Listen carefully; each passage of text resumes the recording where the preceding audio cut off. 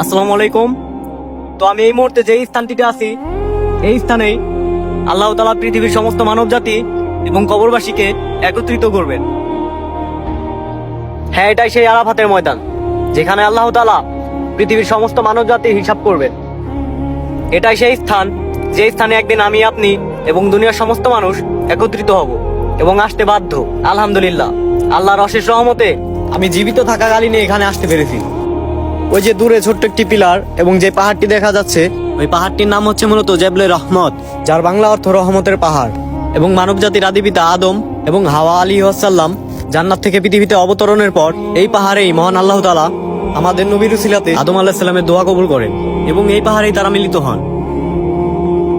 এবং এই পাহাড়টিতে দাঁড়িয়েই 632 খ্রিস্টাব্দের 10 হিজরি জিলহজ মাসের 9 তারিখে আমাদের প্রিয় নবী মুহাম্মদ সাল্লাল্লাহু আলাইহি সাল্লাম ঐতিহাসিক সেই বিদায় হজের ভাষণ দেন। ভাবতেই কেমন যেন গা শিউরে উঠছে। আমার সামনে থাকা এই পাহাড়টিতেই দাঁড়িয়ে হাজার হাজার সাহাবীদের সামনে আমার প্রিয় নবীজি মুহাম্মদ সাল্লাল্লাহু আলাইহি সাল্লাম ভাষণ দিয়েছিলেন। ইস, কতই না ভালো হতো যদি হতে পারতাম সেই প্রজন্মের নবীর সাহাবীদের মধ্যেকার একজন।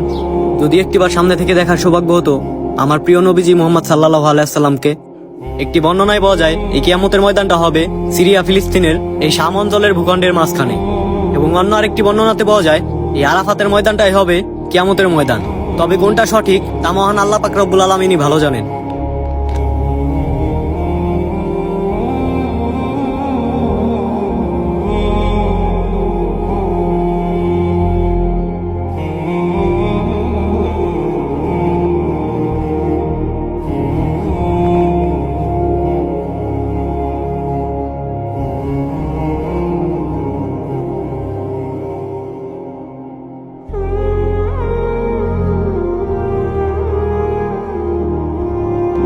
আসুন খারাপ কাজ ছেড়ে দেই, সৎপথে চলি এবং 5 ওয়াক্ত নামাজ পড়ি, কারণ ইহকাল ক্ষণস্থায়ী আর পরকাল চিরস্থায়ী।